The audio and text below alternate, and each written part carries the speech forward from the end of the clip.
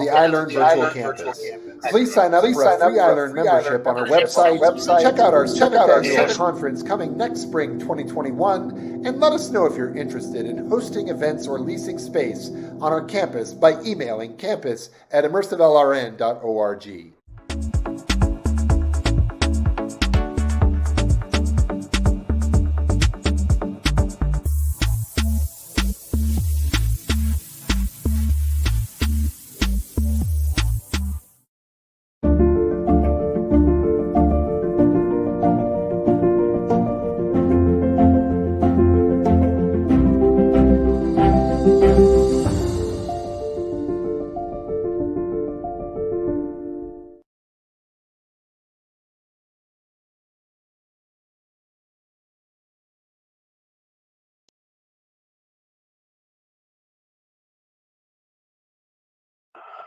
Just trying to get then Veronica Kraus, Zhang Zhao, and Katarina Krusel last. So welcome everybody.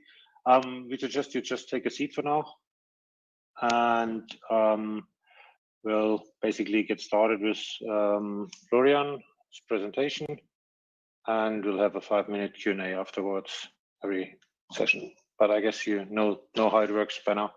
Thanks. Any questions? No.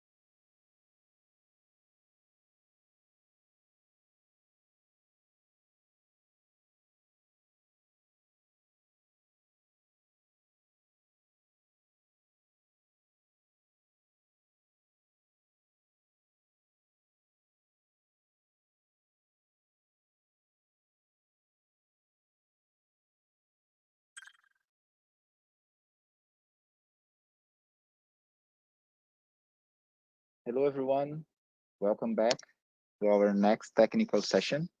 I have the pleasure to invite Professor Yuri Erk to manage this session with you. So Yuri, you're the stage. Thank you. Thanks, Francesco. So welcome everybody to the session 18, Medical Applications in AR. My name is Ulrich Eck. I'm from the chair of Computer-Aided Medical Procedures and Augmented Reality at the TU Munich. And as done in previous sessions, we'll play back the pre-recorded videos by the authors, and then we have a 5-minute Q&A. The questions can be stated on the Woowa chat, in the respective paper section, or in the chat window, or if you raise your hand afterwards, we can ask a question in person. Also, please make sure that the microphones are turned off to avoid any feedback. And so I will basically invite Florian Heinrich for the first paper on stage, or he's already on stage. So the first paper will be TVCG journal article with the title Comparison of Augmented Reality Display Techniques to support medical needle insertion. The authors are Florian Heinrich, Luisa Schwenderling, Fabian Jöres, Kai Lavon, and Christian Hansen. And the speaker today is Florian Heinrich from University of Magdeburg. And I'd like to ask the student volunteer to start the video now. Welcome to my presentation on comparison of augmented reality display techniques to support medical needle insertion. I am Florian Heinrich from the University of Magdeburg. Nowadays, many surgical procedures are carried out minimally invasively. For example, needle-based interventions require the insertion of surgical needles into the body. These methods are usually carried out using the freehand method, which is guided by medical image data on a monitor. The information is separated from the patient, which interrupts the attention of the interventionalist and is a mentally demanding task. To facilitate this, surgical navigation systems have been developed, which precisely guide the targeting process. They require less procedure time, less image scans, and higher accuracy is achievable. However, this information is still separated from the patient. Further improvements have been achieved using augmented reality visualizations. There, guidance information can be presented directly at the insertion site. Previous work focused mainly on the development of navigation systems. Thereby, no prior research was conducted on displaying aspects of these systems. In the past, systems have been developed for video see-through augmented reality, for example, using handheld devices like in this image here, optical see-through augmented reality systems, mostly done on the Microsoft HoloLens, projective augmented reality systems, or in standard conditions using stationary monitors. Because no prior research was conducted on aspects of displaying devices, in this work, we'd like to compare different hardware concepts as well as compare augmented reality systems with the standard method. So how did we do this? At first, we developed 4 augmented reality display techniques to visualize our instrument navigation aid. The first one was a video see-through spatial display, namely a tablet PC that we mounted on the table and faced it towards a phantom that was placed on this table. The video feed captured the scene, and the augmented reality glyph was visualized on the tablet. The next technique was an optical see-through head-mounted display. We used the Microsoft HoloLens to render this navigation glyph and rendered it by looking through the HoloLens. Finally, we created a spatial projector camera system. There, the projector was used to project this navigation aid directly on the patient. And of course, we implemented a monitor-based navigation system, which was based on a commercially available navigation system, so that the position of the monitor was comparable to the one that would be in the OR. Next, we designed our study. For our sample design, we considered medical students because no clinical experiences were required for our tasks, but a general medical background was favorable. We were able to recruit 21 participants, 13 of which were female. The primary task was a needle insertion at a given insertion position, angle, and depth. The image on the right shows the study apparatus, where you can see the optical tracking camera used for tracking the needle that is positioned on the table, as well as our 4 devices that were used for displaying techniques. The table also shows the phantom used for our study. Additionally, we included a secondary task to assess mental workload. We included a mental rotation task, where participants needed to decide whether a rotated alphanumeric character was normal or mirror reversed. The stimuli appeared after 5 to 15 seconds or after reaching 10% of the insertion depth. The image in the right below shows used alphanumeric characters. When participants decided whether this character was normal or mirror reversed, they needed to press a button on a handheld remote. As dependent variables, we included angular deviation, depth deviation, and task completion time for our primary task, and reaction time together with error count for the secondary task. Our independent variable was, of course, for display techniques. For the procedure, 3 insertions were needed for each display techniques, so each participant inserted the needle 12 times. Concepts were presented in randomized order, and the free training phase began before a new concept was started. Our experiment was concluded with a semi-structured interview at the end. In this talk, I will not go in detail about the results of this semi-structured interview. Please refer to the paper. After conducting the experiment, we conducted one-way within subject ANOVAs on each dependent variable, except for the error count, in which we conducted a chi-square goodness of fit test.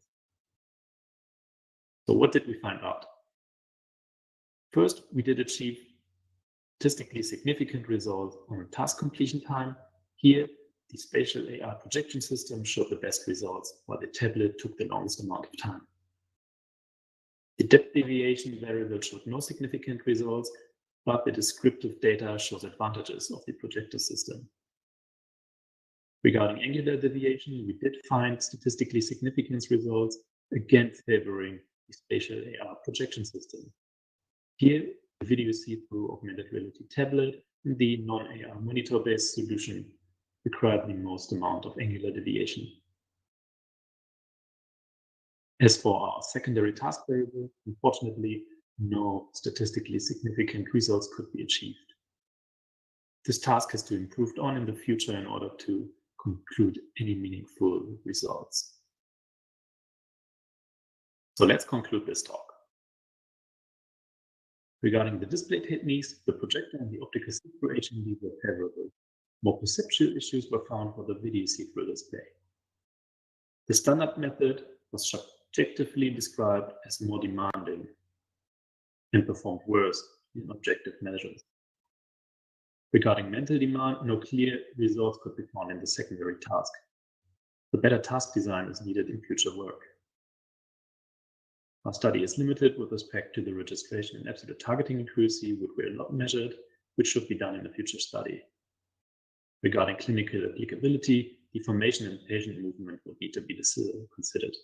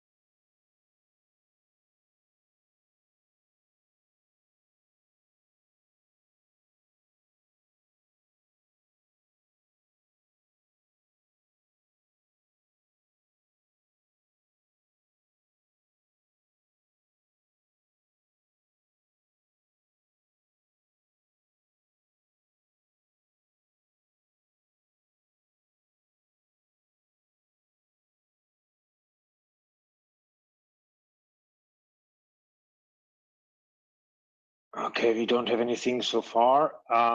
So your findings are that the spatial AR condition performed best, or the users perform best in the spatial AR condition.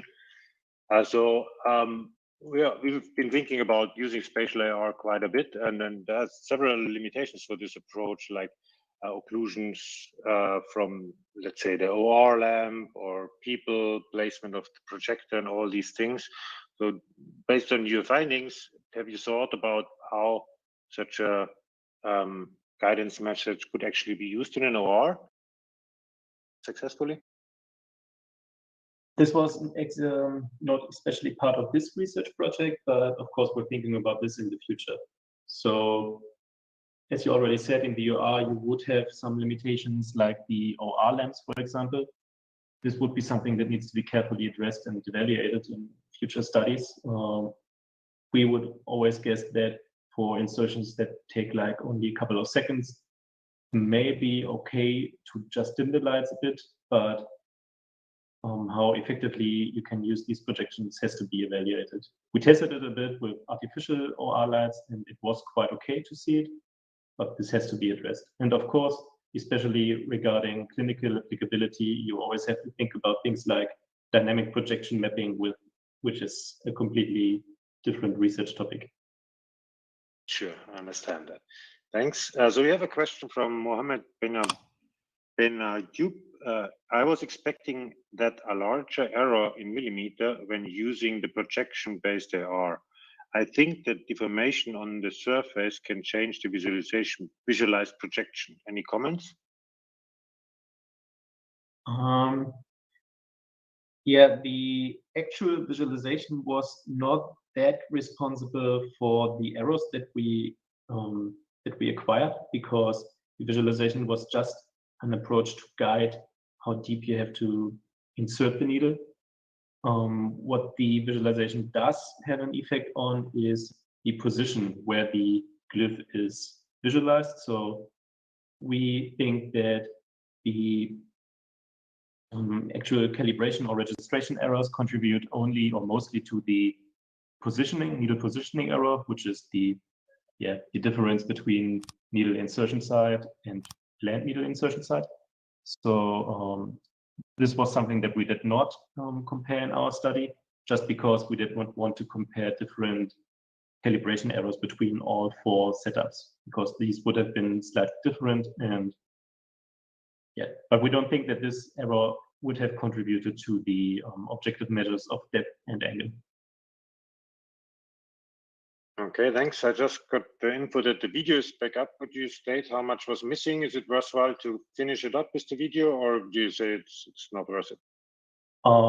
It was basically just the references and a final slide with contact information on it. So you got the take-home message already, I think. Okay, thanks a lot. So we have time for one more question. Anyone?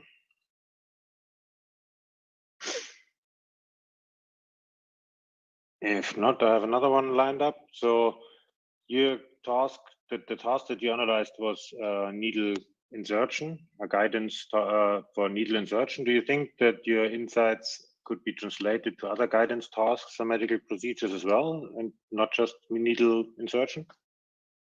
We definitely hope so. So projective augmented reality especially had the advantages that you could see directly what you were doing. You did not require the intermediate view on a screen or on a tablet PC or so. Moreover, the projector had the advantage that there were no field of view issues like you would have experienced with the HoloLens. So we do believe that there are some advantages and aspects to use in different works as well. Okay, thanks a lot. So much more to come. So let's thank the speaker again for the great talk.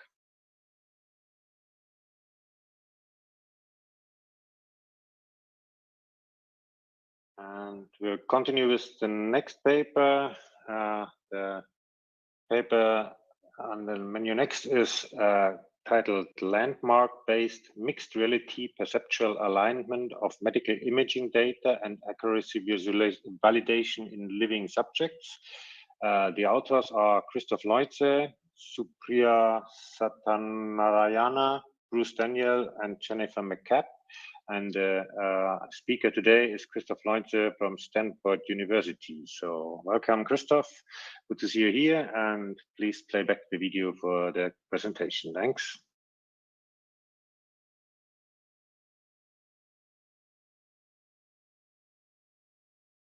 Medical plays an important role in medicine by taking away the clinician's view from the screen and back to the patient.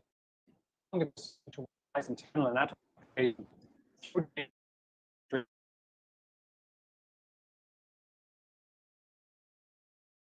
Hello, Yuri.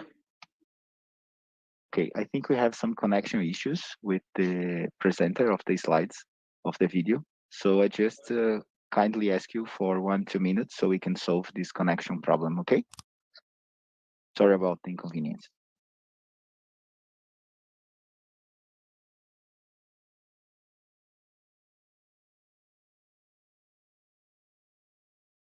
So maybe before we amplify our intelligence, we first need to sort our infrastructure problems.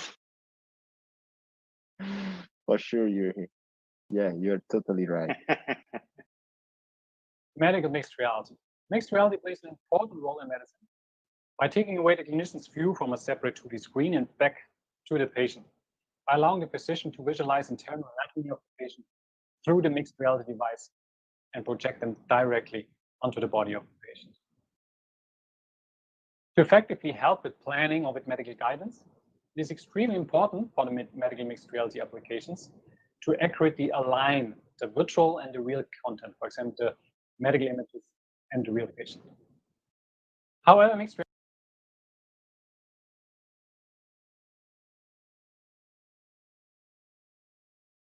I think you have another problem yet. You want to start with the Q&A?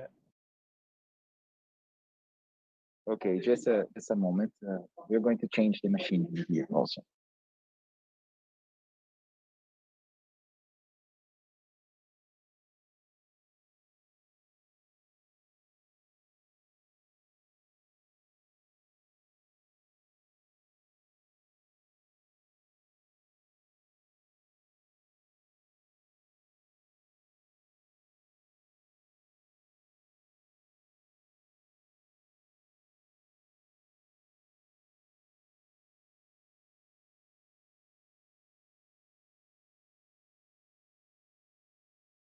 I can dance for you a little bit if you want to be entertained.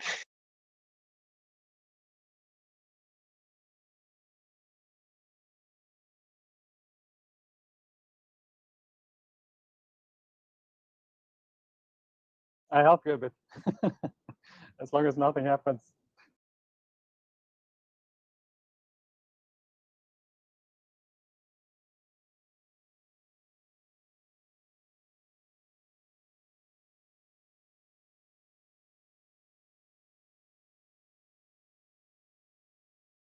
I could also give a link of the unlisted YouTube video. Perhaps everybody can just load the link, watch the video online.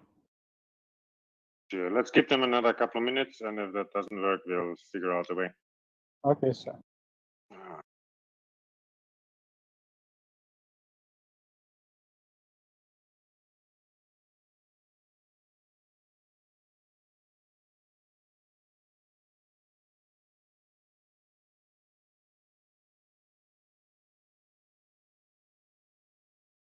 Okay, looks that we're getting slowly back up again.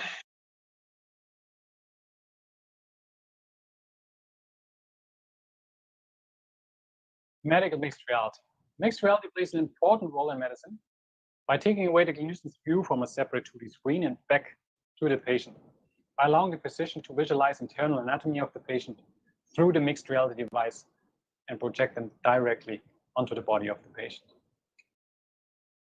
To effectively help with planning or with medical guidance, it is extremely important for the medical mixed reality applications to accurately align the virtual and the real content, for example, the medical images and the real patient.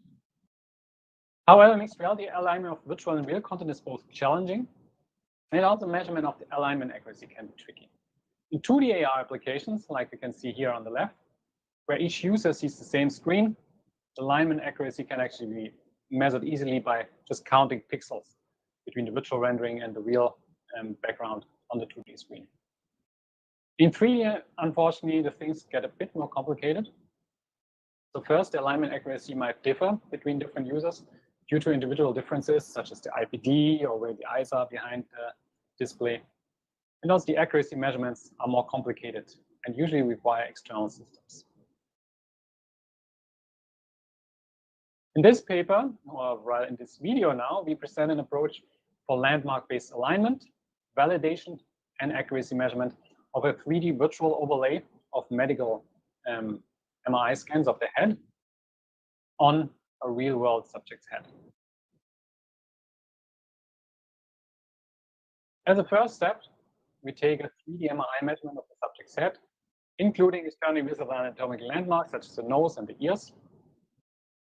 We then mark the position of these anatomical landmarks, which are used later to register the 3D rendering of the MRI scan to the real head. The position that we used for our experiments were specifically the nasien, nose tip, left side of the left eye, and the left tragus. We furthermore place 6 virtual targets at arbitrary locations onto the subject's head. Here's now a video of the application view through the Magic Leap device. In white, you see the virtual controller with the cursor at the front, represented as blue dots. You can also see, and not right now, but when the controller is back, the actual controller at the bottom, you see that they're not perfectly aligned. This doesn't matter though for applications, since for us it only matters where the user perceives these virtual blue dots. The user then places these virtual blue dots, aligns them directly with these anatomical landmarks of the real patients to place fiducials. And it's extremely important that the user places these anatomical landmarks exactly where he perceives the real anatomical locations. Once our fiducials are placed, the virtual head is registered to the real head. As you can see now, the virtual rendering is shown on top of the real head. You also see now here in white the 4 virtual fiducials that the user placed manually, as well as you see 4 more dots. These are the 4 landmark locations that were already present in a 3D rendering. By measuring the distances between these, we can now measure the fiducial registration error, which is also shown here at the top, which gives us a first estimate of how accurate our placement was. In green, at the top of the head, we furthermore see the virtual targets on top of the subject's head. The user now takes MRI visible capsules, these are little vitamin capsules, and places them at exactly the locations where he perceives these virtual targets. And one very important thing to note now about this video was taken with the Magic Leap mixed reality capture, where the alignment between the virtual content and the real content is slightly off. So it doesn't exactly represent what the user sees in the Magic Leap headset. That's also why you see here right now the alignments of these virtual and the real fiducials, or here, for example, up here, seem to be quite off. The user perceives this more accurately inside the actual headset. Now we see all these markers are placed at the virtual fiducials. The user could now go around the head, look from different angles, adjust the position of the capsules until the Magic Leap user is really happy with the alignment of these capsules. You can also change the rendering if it helps you with the alignment procedure. So you have the freedom to do that as well. Now in reality, this, if you don't do it with a mixed reality capture, but if you just place them without taking video, the procedure is actually much faster.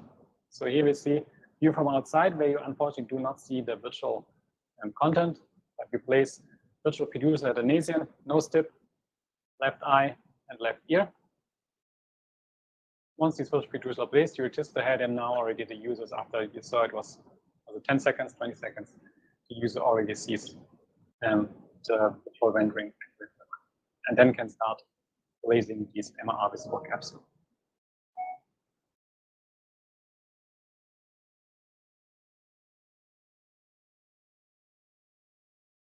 After all capsules are placed, we then took the volunteer to an MRI scanner in the same building, and we made sure that the volunteer did not move the cab with the attached MRI visible capsules, so that this was really like no movement, no capsule moved around.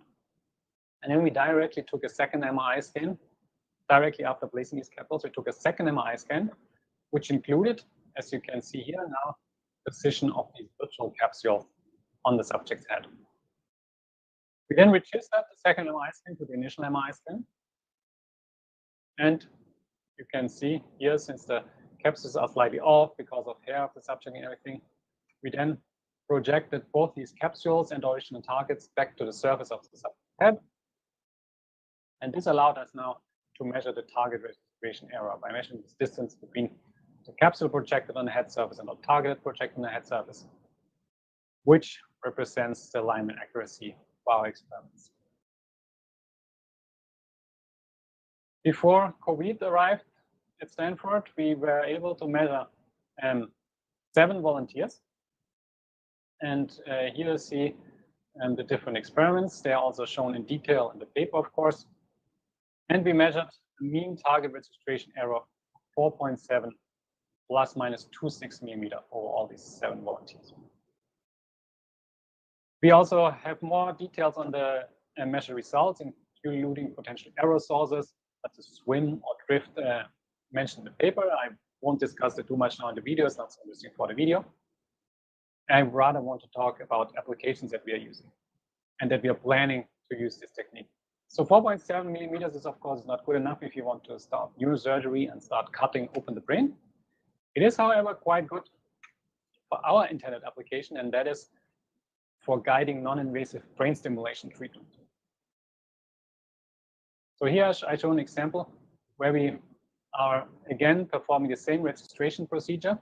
We combine this registration procedure with some tracking. So after the head is aligned to the patient's head, we now track the patient's head position with a marker that is attached to the patient's head surface. So first, again, you place your virtual fiducials at these different, this time see we have different underterminal landmarks for this case. Then you register the head. Once it's registered, we are tracking the head using this marker. You see when the patient moves their head, there's some slight delay, but the pose is kept. And now, I'll pause for a second. Now we have this electromagnetic coil. So this medical application that we are trying to guide is so-called transcranial magnetic stimulation, where you have an electromagnetic coil that you place close to the head, and the electromagnetic magnetic field then induces currents in the subject's head. So it allows you to stimulate the brain from the outside without actually opening the head. And the focal point of this TMS coil that we're using here is about the size of a quarter. So 5 millimeter target accuracy, or even less than 5 millimeter target accuracy that we have achieved, is actually really good for guiding this technique. So let's keep the video rolling again. Now you see if you place one example of what you could do. If once you place the coil close to the subject's brain, we could see, for example, functional networks that would be targeted for a certain coil position. Then finally, I would like to thank you for listening. Please write me, of course. Here you see my email address if you have any questions. And also would thank to the whole Immerse lab at Stanford that helped with the experiments, with taking the videos, that working on a variety of different applications of mixed reality in medicine. Thank you very much. Thanks, Christoph. Let's thank the speaker.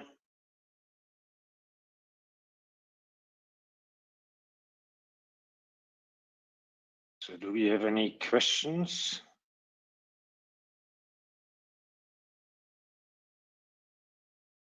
So maybe I start with one. So it looked like that the person who is placing the landmarks just did it very quickly without kind of caring about the depths or the distance of the spheres to the actual skin surface. And it's quite astonishing that the registration error is quite low in that regard. Do you have any comment on that? Yes, so you do actually care a lot that your virtual rendering aligns really accurately with the Bayesian and these different anatomical landmarks. In this case, so one reason why it was fast is because I have done it quite often. So once you know how to do it, it's actually a really quick technique. It's basically just alignment of two objects, a virtual object and a real object.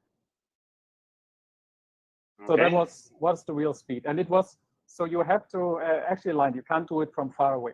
This is the one error that, like, if other people used it and tried for the first time, it needs some experience until you're really used to placing this virtual object directly into the real world. Okay, thanks for that answer. We have another question from Mohammed. Was the system evaluated based on one user or more? And do you think it might change the accuracy from one user to another based on experience, maybe? So these 7 subjects that we tested here were all tested with one single user of the Magic Leap headset. We have also other people who tried the Magic Leap headset, not specifically for this experiment, but for the same alignment technique. And it's true that there's a difference between users. So users from our mixed reality lab who are really used to interacting with this virtual content projected into the real world, they tend to be really good at it. They tend to have really low registration errors.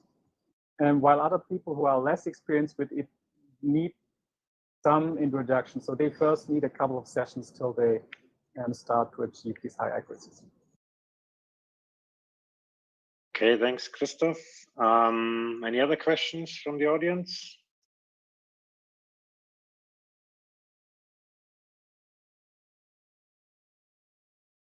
I don't see one, so maybe another one from my side. So it sounds like a good method. Do you think this could be used for other procedures at other anatomical places as well? The head is a very rigid object with very unique landmarks. Do you think that you could translate that idea to other regions or other procedures as well?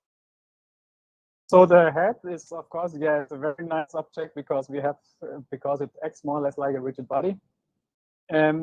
It, of course, does not take into account tissue deformation. So if we, for example, place breast or some other part of the body using this alignment technique, once you have tissue deformations, they are not taken care of with this technology. But in theory, of course, yes, you can, like any part of the body can be aligned using this technique. It could also be used for non-medical purposes. So it's sometimes easier, instead of manually dragging an object around and placing it to align it with an object, it's much easier to find 4 or more distinct landmarks and align it using that technique. Okay, and the last question from Alejandro Martin Gomez. Thank you very much for your great talk. Based on your results and observations, which perceptual cue do you think is the one that has more influence over achieving this accuracy during the alignment? Which perceptual clue? You mean whether the shader influence? Yes, I'm not 100% sure what you mean with the question. So the shader of the object influences the alignment. However, this matters less because we just have a small sphere, and we haven't really tested whether different shaders for the small sphere, which is sort of the cursor of our controller, is easier to perceive at a different location if you change the shade over that. But in generally, if you have larger objects to align, then yes, that might make a big difference. Okay, did that answer your question, Alejandro?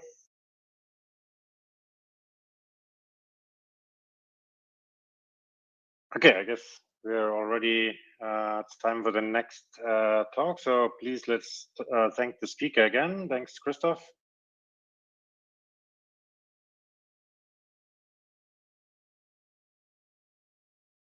Okay, so we continue with the next paper from Veronika Kraus with the title Supporting Medical Auxiliary Work, the Central Service Supply Department as a Challenging Environment for Augmented Reality Applications. The authors are Veronika Kraus and Yücel Usun, and Veronika Kraus is the author and speaker from Fraunhofer Institute of Applied Information Technology. Welcome, Veronika, and please play back the video. Thanks. Hi, my name is Veronika Kraus, and I'm working as a research assistant at the Fraunhofer Institute for Applied Information Technology. I'm going to introduce to you our paper about supporting medical auxiliary work, the Central Sterile Services Department as a challenging environment for augmented reality applications. Throughout my presentation, I'm going to call the Central Sterile Services Department just the CSSD. First of all, I'd like to briefly introduce to you the CSSD as an entity located between the surgical theaters and doctoral offices, as well as the storage departments.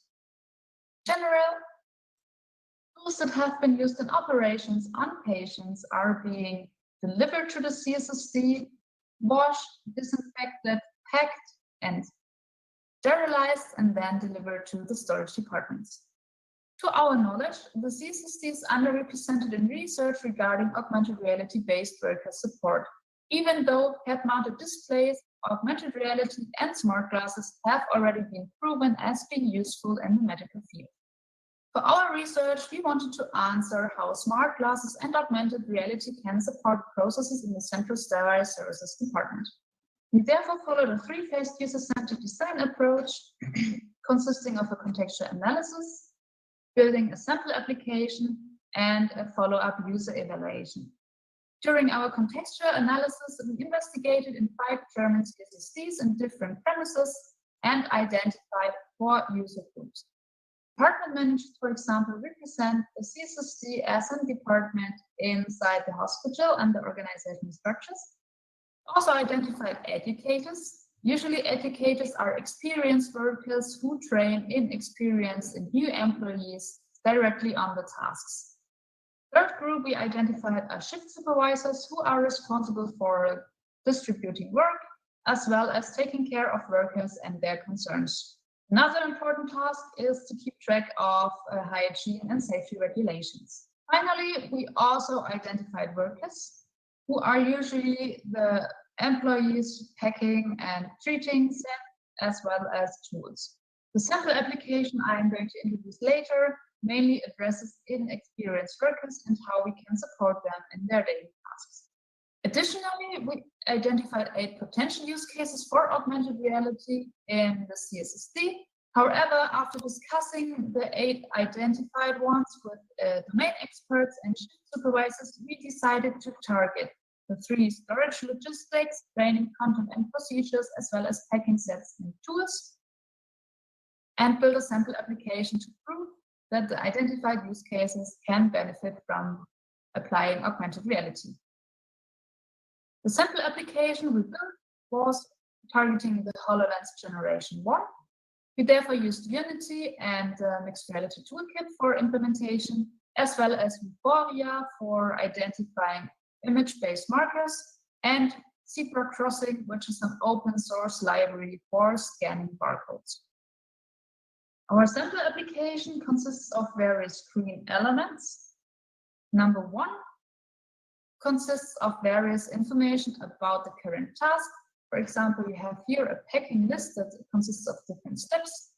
Number 2 shows a sample picture of the tool that has to be packed right now. Number 3 allows accessing an overview of all the packing steps that have to be conducted.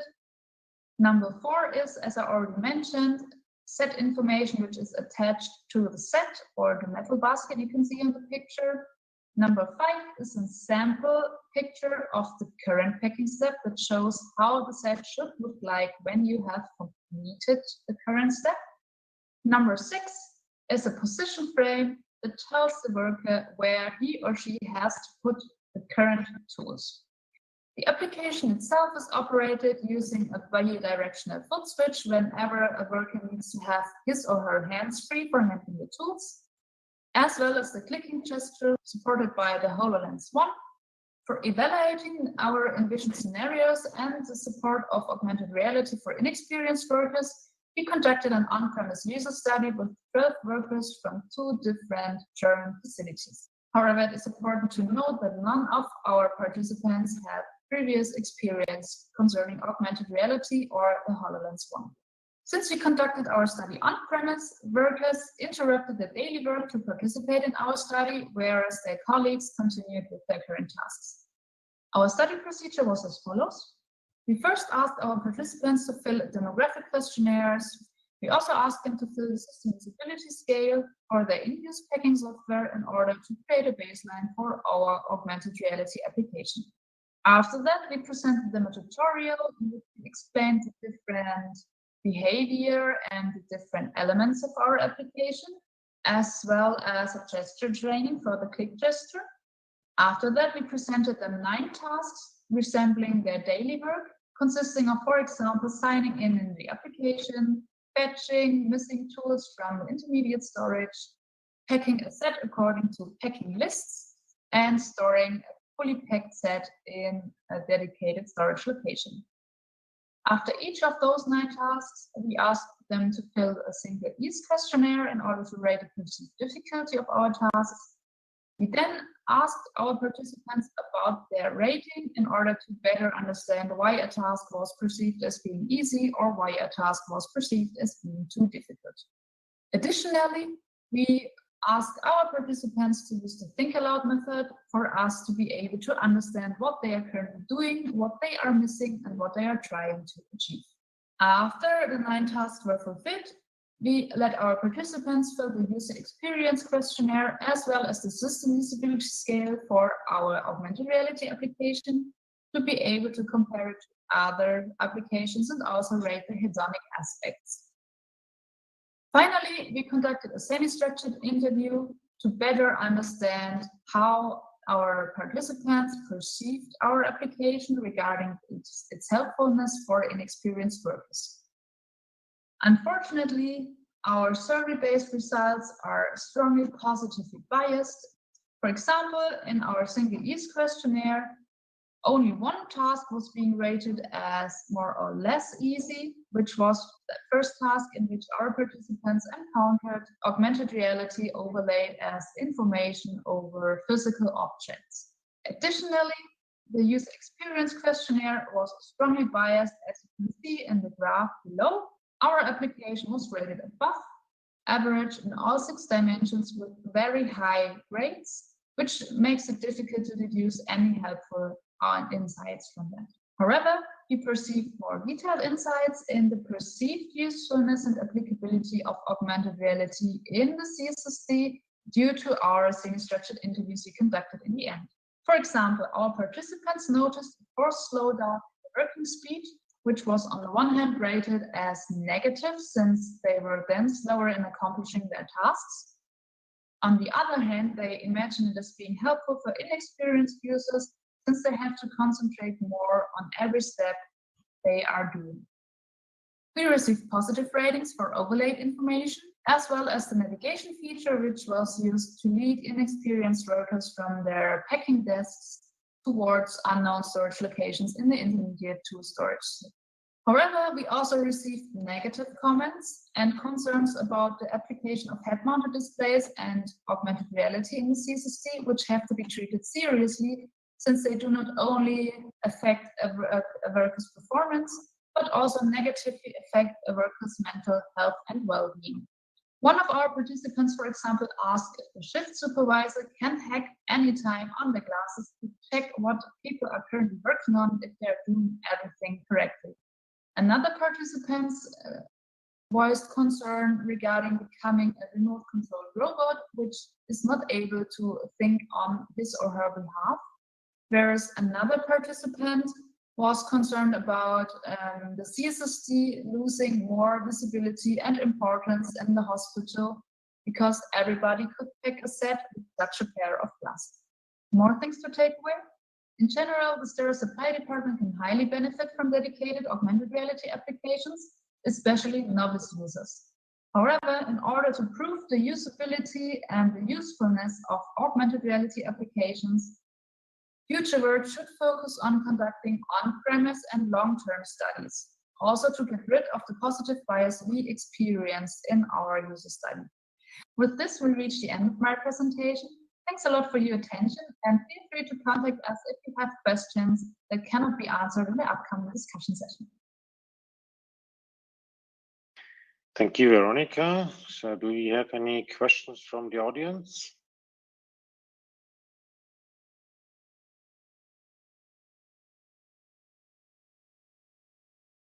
I have a question if I... Sure, please go ahead. So this remote controlled robot comment was actually super interesting. So do you think that this means AR for quite simple tasks or simple routine tasks might be less useful or less accepted by the users, and it's rather useful for, I don't know, perhaps a complicated surgery or aiding in not so routine procedures? Actually, this is a difficult question to answer. I think it highly depends on the people you are supporting with this task. And in the special case of the CSSD, actually it was a department that is not really visible in the hospital itself. So people already suffer from a low self-esteem regarding their work and the value of their work. And if you also take away from them their the need of doing something like a dedicated course in order to work there, I think that's difficult then. So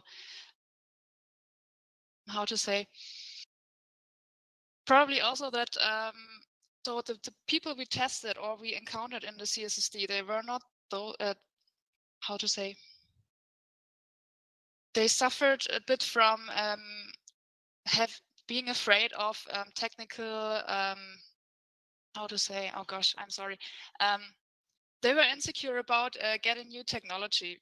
So I think, but the main reason was really that it's because the department was already really invisible, and they feared that the value of their work will decrease further. So yeah, Okay, maybe yeah. So okay. So I guess when we look at the keynote just a while ago, having a more intelligent user interface could probably be solving some of those issues, not necessarily being remote controlled, which is with any technology like a smartphone allows you to do that, but it could be like having a better, more smart interface would relieve much of the problems, I guess. Yeah, I think it's also necessary that you let people operate the technology and not let the technology operate the people. I think that was the main concern regarding this comment. Okay, we have a question from the audience, again from Alejandro Martin Gomez. Thank you very much for your presentation. Do you have any concerns in terms of ergonomics? Have you thought about how to reduce or mitigate fatigue? Yeah, so actually we had a lot problems with ergonomics, I would say, because as you know, the HoloLens 1 is a pretty heavy head-mounted display. And since people have to look down while they're doing their task, of course, they felt a lot of strain in their necks. Sorry, can you repeat the second part of the question? So have you thought about how to reduce or mitigate fatigue?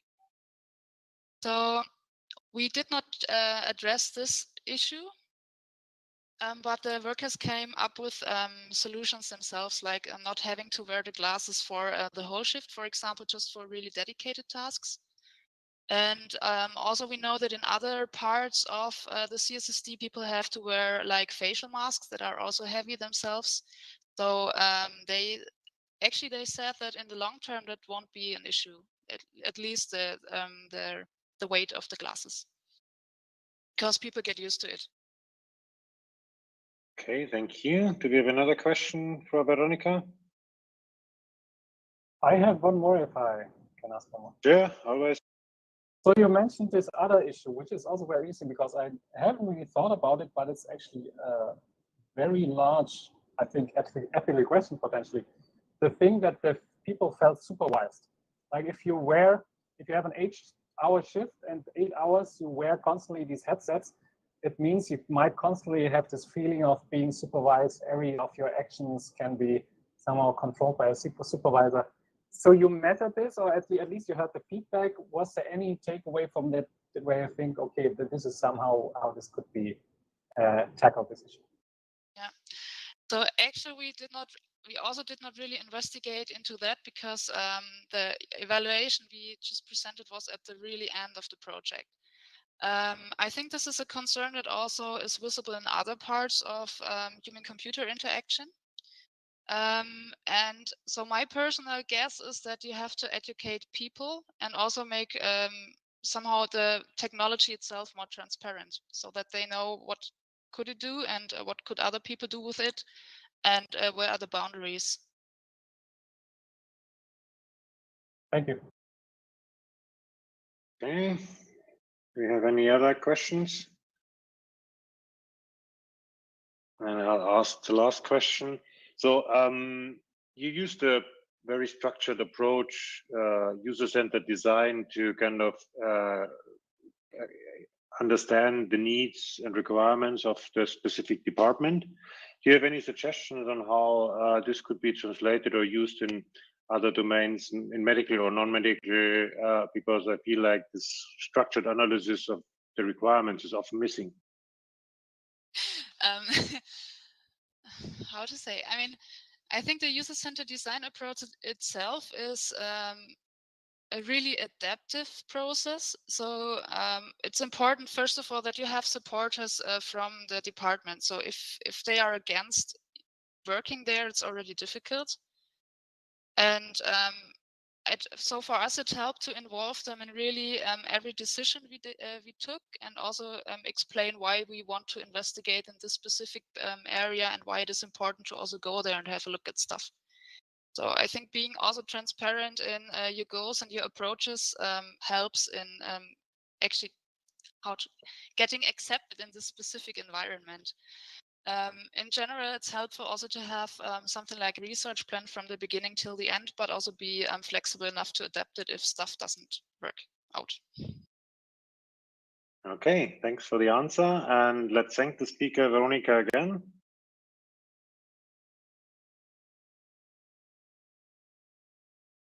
Just slow to operate microphone and clapping and everything at the same time. Sorry for that, but I clap obviously as well.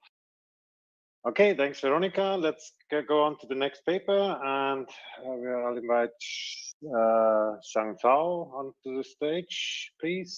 So the next paper is entitled An Intelligent Augmented Reality Training Framework for Neonatal Endotracheal Intubation. The authors are Shang Zhao, Xiao Xiao, Qiu Wang, Xiao Kesang, Wai Li, Lamia Sogie, James Hahn, and the speaker today is Shang Zhao from George Washington University. Please, it's yours, and please play back the video.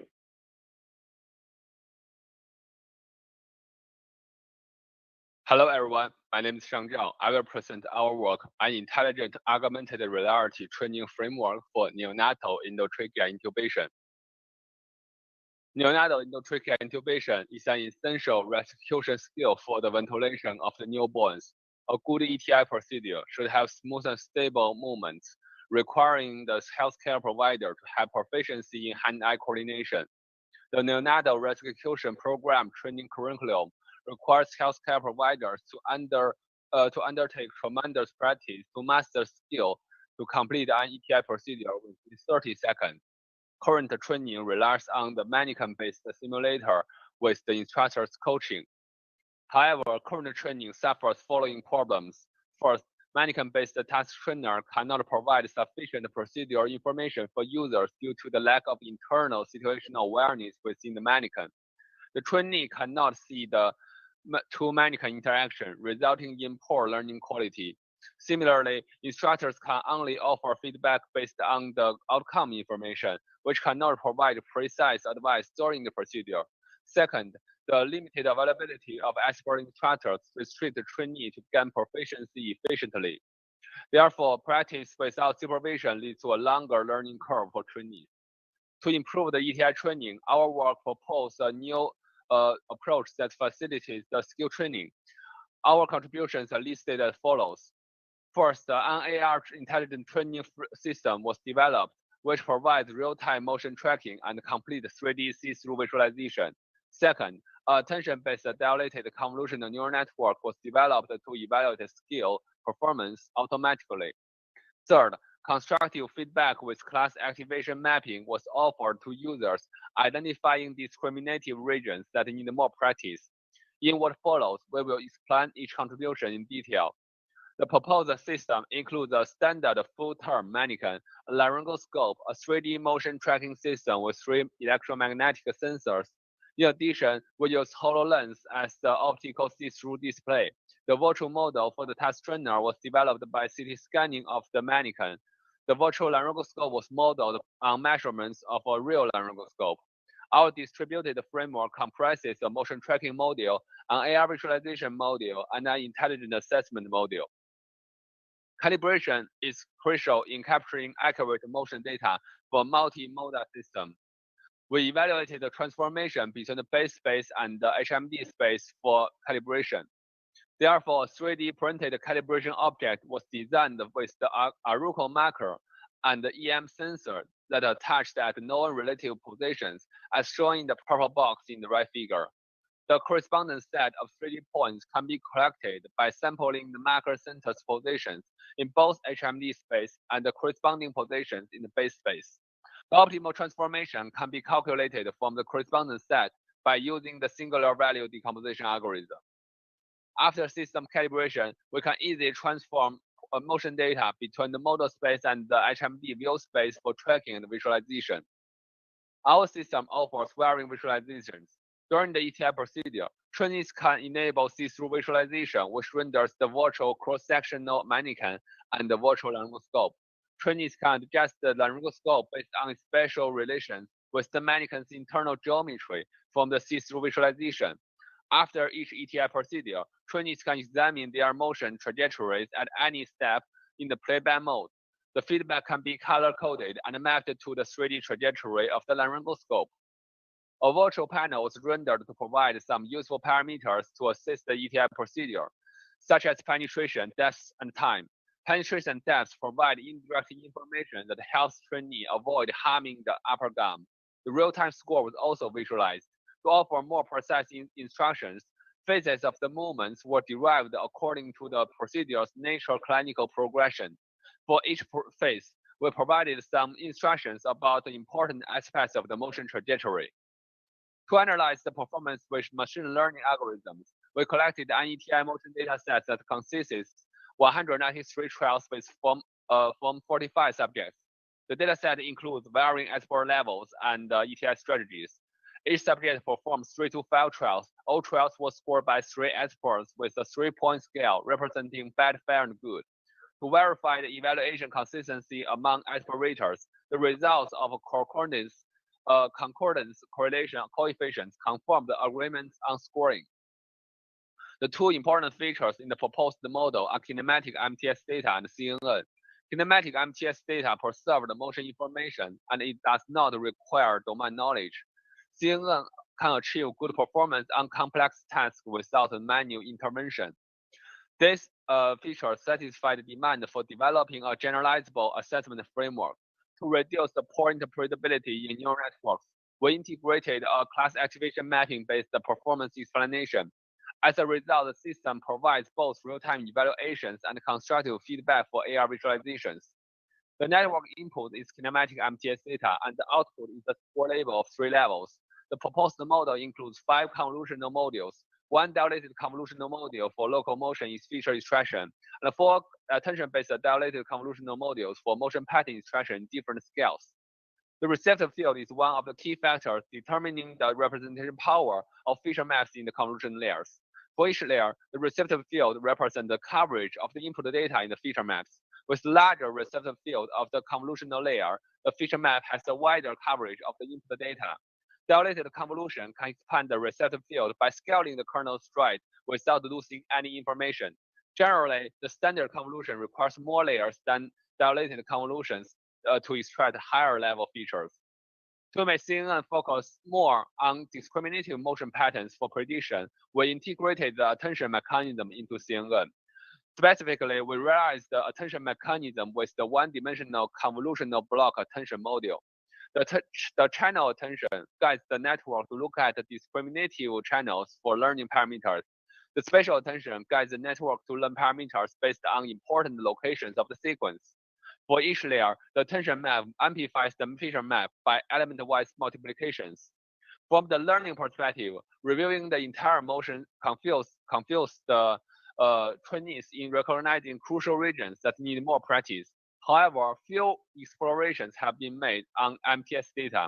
We use GradCam++ to make the CNN more transparent by visualizing the input segments that are more important for prediction. This is because it performs better in detecting multiple patterns. It uses the weighted gradients of any target class flowing into the final convolutional layer to produce a localization sequence, highlighting the important regions for prediction. The results can be color-coded and mapped to the AR path visualization. However, discriminative patterns only indicate that they have high contribution level for prediction, showing statistical meaning in distinguishing performance. Therefore, we explore indirect ways to offer user-friendly explanations based on the scoring rubric with experts' agreement. The desirable movements for ETI should be smooth and stable. Therefore, the desired ETI procedures should eliminate the occurrences of unstable moments in the color-coded motion trajectory. Several ablation studies were conducted to evaluate the predictability of the proposed model. For the results, the dilated convolution can improve 2.7% on performance. The attention mechanism can improve 2.9% accuracy. The proposed model outperforms the original CNN by 5.8%, which indicates that our work can provide good performance evaluation. For confusion matrices in the ablation study, the dilated convolution performs better than the control group in classifying all scores. The attention mechanism performs significantly better than the control group in predicting score 1 and 3, but it performed worse on score 2. The proposed model achieved the best performance by combining both configurations advantages. We also compared existing methods with the proposed model on our collected dataset. From the result, our method achieved the best performance. In particular, our method is 11.1% better than the MLP method. Besides, we conducted a visual comparison of all score classes. The ground truth score class is shown on the left of each row, and P denotes the softmax score of each network for the ground truth class. The attention mechanism can detect more discriminative regions in the prediction. In addition, the softmax scores from the proposed model were less confusing. These results show the effectiveness of the attention mechanisms. In conclusion, we propose a new intelligent training approach that combines the advantages of augmented reality and machine learning. Thank you very much.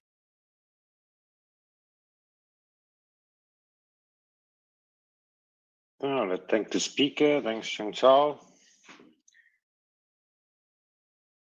Do we have any questions from the audience?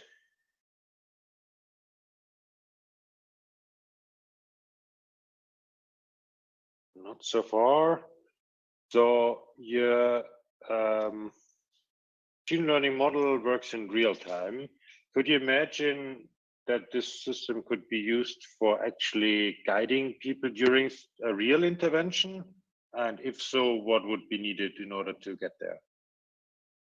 If we need real-time intervention, that means we need more high-resolution labels for each procedure. So currently, our dataset only have an overall score to evaluate the performance. But if we can collect more label data, such as gestures or progression, so that would be very helpful to provide an intelligent solution for training a procedural, a medical procedure. Yeah. Okay, and do you think that adding additional sensors, channels like video or something like that would help in improving that? Yeah, that would be a proper way. Yeah, and but the reason why we didn't consider image data is because the laryngoscope has a spotlight at the tip of the laryngoscope. Therefore, when insert the laryngoscope into the oral region, you will have a very high specular image captured. That will introduce an extra task, which is to eliminate the specular region in the captured image. That I think that would be a problem that more focus on the like endoscopic surgery analysis, something like that. Okay, thanks. Anyone from the audience has a question?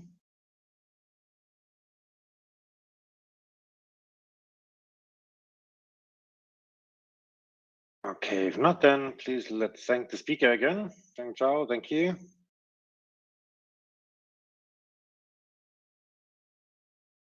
And we'll continue to the next and last paper for this session with the title Cataract, Simulating Cataracts in Augmented Reality. The authors are Katharina Krösel, Carmine Elviso, Laura Leupold, Matthias Hürbe, Sonja Karst, Stephen Feiner, and Michael Wimmer.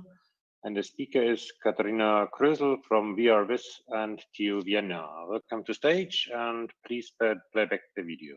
Thank you. Hello, My name is Katharina Brüsel, and I will now present our paper, Cataracts, Simulating Cataracts in Augmented Reality. This is an image of a typical escape route sign.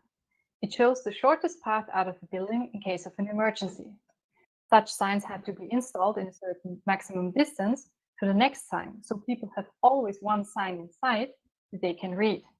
But what if you have some form of visual impairment that makes it harder or almost impossible to recognize the direction on the sign? This is a common problem for a lot of people. At least 2.2 billion people worldwide are affected by vision impairment or blindness, according to the World Health Organization. This number is expected to increase due to different factors such as aging of the population. This is because many eye conditions show a higher prevalence with age. Cataracts were identified as one of the leading causes for vision impairments. Cataracts are opacities in the lens of the eye, which occlude parts of the visual field and can also lead to vision loss when left untreated. Depending on their characteristics and the region of the lens that is affected, cataracts are categorized as nuclear, cortical, or posterior subcapsular cataracts. Cataracts can cause symptoms such as cloudy or blurry vision, faded colors, tinted vision, trouble seeing at night, increased sensitivity to light, halos around lights, or double vision. For our society to be more inclusive and accessible, the more than 2.2 billion people with limited vision should be considered more frequently in design decisions, such as architectural planning. But vision impairments can be difficult for patients to describe and others to visualize. Most existing cataract simulations are very simplified depictions of cataract vision, are not adjustable in severity of symptoms, and many are just modified 2D images. It is extremely difficult to visualize an eye disease when you're just told how it looks like and you have never experienced it yourself. To help architects in evaluating their designs and also give medical personnel some insight on how patients experience cataracts, we worked with ophthalmologists and concentrated on the most common cataract symptoms and developed the first medically informed pilot-studied simulation of cataracts in eye-track video see-through AR using the HTC Vive Pro front-facing cameras. We combine different effects to simulate cataract disease patterns. First, we reduce the visual acuity of a user using a Gaussian blur, which leads to this blurred vision. Next, we reduce the contrast. We use a histogram compression of luminance values in CIE LAB color space. We do this because this color space is perceptually uniform. This means the lightness value L in this color space represents the perceived luminance of a pixel. And therefore, this histogram compression results in a perceptual contrast reduction. Next, we apply a color shift. The tinted vision that people with cataracts sometimes experience is caused by particles in the lens that absorb or reflect parts of the incoming light. The lens often appears bluish white. This part of the incoming light does not fall into the retina. Therefore, the resulting color shift can be simulated as multiplying the image color with the complementary color of these cataract particles. Since this is a physical and not a perceptual process, we do our calculations in linear RGB and not in a perceptual color space. Finally, we simulate sensitivity to light by applying a glare effect based on human perception and medical expertise. We can adjust our simulation and create different glare channels, depending on parameters such as pupil size, the number of particles in the lens, or particle radius. We developed this glare, which is based on the work of Ritschl and colleagues, for another of our projects, which is also presented here at ISMAR by my colleague Laura Louidold in her talk on gaze-dependent simulation of light perception in virtual reality. So if you want to know more about our glare, please watch her talk. Here you can see the simulation when looking at a 360 image. This is our simulation for nuclear cataract, which causes a uniform clouding of the lens in the human eye. Cortical cataracts additionally create dark shadows in the periphery of your vision. To simulate these shadows, we add one stage to our effects pipeline. We essentially use a shadow texture to darken the periphery and use eye tracking to move this effect with a user's gaze. Since shadows become more or less prominent depending on the pupil size, we scale our texture according to the brightness around the gaze point. We improved the simulation from one of our earlier works and used the Gaussian function centered at the gaze point of the user to calculate the Gaussian weighted image brightness. And this gives us a simulation of cortical cataract. We can also invert our shadow texture to create shadows in the center of the field of view, which is a common symptom of posterior subcapsular cataract. Besides AR and 360 images, we can of course also use our simulation in VR, for example, to test 3D models of architectural designs for accessibility. We conducted a pilot study with 3 cataract patients between surgeries of the left and right eye. Cataracts are usually treated by replacing the affected lens with an artificial one. These patients often get surgery on their second eye a few days or weeks after their first operation. There's a very limited time frame in which they can have the unique opportunity to look at our simulation with their corrected eye and compare it to the vision with their still cataract afflicted eye when viewing the unmodified AR video stream. In order to compare our simulation to their own cataract vision, we let them switch between view of the left and right eye. We asked them to point out the differences and advise us on how to adjust the simulation, which we would do during the experiment to match their cataract vision as closely as possible. Our preliminary results show that the individually adjusted symptoms were deemed to be close to our participants' perception of the environment with cataract vision in the majority of cases. However, the overall impression of our simulation was rated worse than the individual symptoms by 2 out of 3 participants. We have to run more experiments to look into this, but one explanation for this overall rating could be that each individual symptom was close but not perfect. So these little differences add up to the overall impression. We conducted further experiments with 2 participants who had undergone cataract surgery a few months before. We had a video call to stream live images and communicate with participants via voice chat.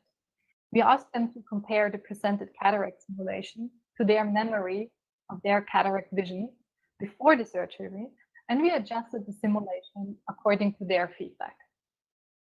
We also showed them images from related work. In this case, adjustment was done by adjusting the opacity of the cataract image and blending it over the original. Both participants stated that overall, our simulation best resembled their experienced cataract vision, especially for our night scene.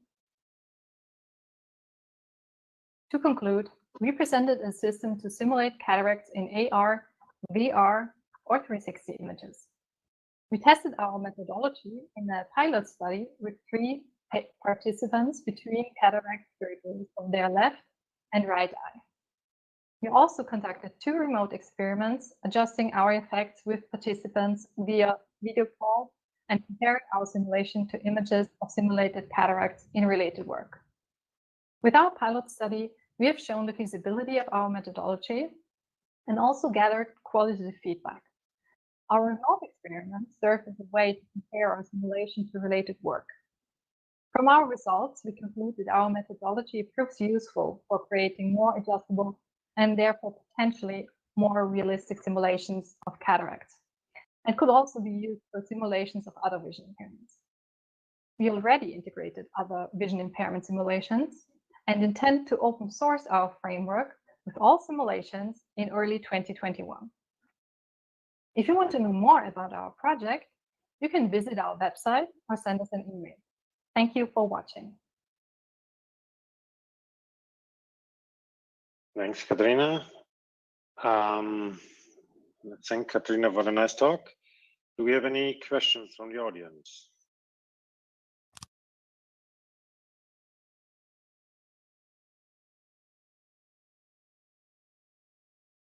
Not yet. So, a technical question: do you think so that the cameras of the HTC Vive have a quite limited quality in terms of contrast and quality resolution? Do you think this would affected your study much, or your pilot study much, or what was your impression?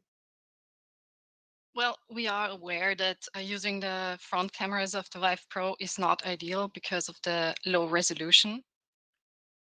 In our simulations, we try to simulate a vision impairment that's worse than the impairment that you get by this low resolution of the Vive Pro. But of course, if you have a cataract patient who has still cataracts on one eye and his or her vision is not that severely impacted, then you cannot match it with the simulation because already the image that you show for the corrected eye will be worse. So this is definitely a factor, and for future work, we would recommend using something like a Z Mini or other displays with higher resolution. Yeah, exactly. Like the Vario XL1 or something like that could be an interesting device. Okay, so we have a question from Nasir Nawab. Why do you think that you can apply a method to other diseases? Would you need to understand the effect and do similar tests with patients? Yes. So we developed our simulations based on the expertise of our ophthalmologists that we worked with. And we also already created some other simulation of vision impairments, such as refractive errors, cornea disease, or macular degeneration. But we did not test them yet with patients. So we would basically have to do a study and also have patients that have these eye diseases and that are corrected on one eye, so we can really apply our methodology. And for some vision impairments, this is possible. For others, it is not. It depends if it's possible to correct the vision impairment fully or not. Okay, thanks. Do we have another question from the audience?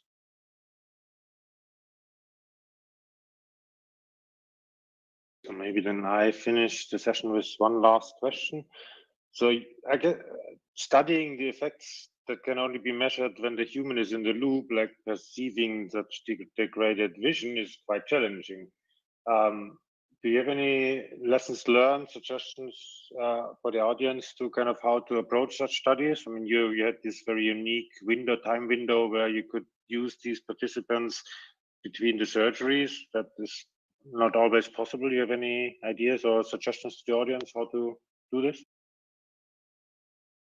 Yes, well, I think the most important lesson that I learned was that you should work closely together with the medical personnel, because it is quite difficult to find participants for such a study, and it works better if you have doctors with you on a team to actually convince people to participate, because they are not gaining anything out of this, and they have to give their time. So yeah, work together with the experts in developing your applications and also when recruiting patients. I think that's my most important lesson learned. Okay, thanks. And we have another question from Nasir. Do you think that you can use patient eye examination for macular mapping or other results to your simulation? Yes, we already planned a study where we wanted to measure some characteristics of the eyes of our cataract patients with medical imaging. Unfortunately, the corona pandemic came in between. So we believe that medical images could help us in creating more concrete, better simulations.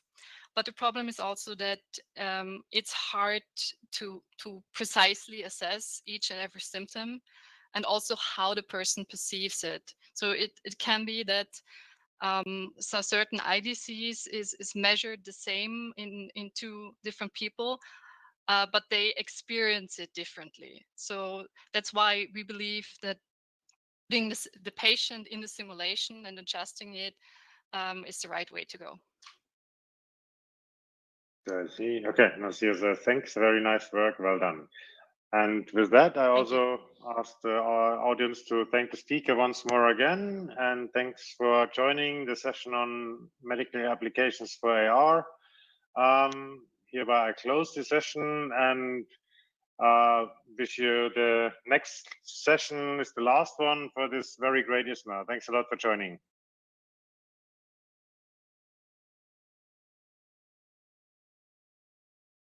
Welcome to the iLearn Virtual Campus. Please sign up for a free iLearn membership on our website. Check out our 7th annual conference coming 2021, and let us know if you're hosting events or leasing space on our campus by emailing campus@immersivelrn.org.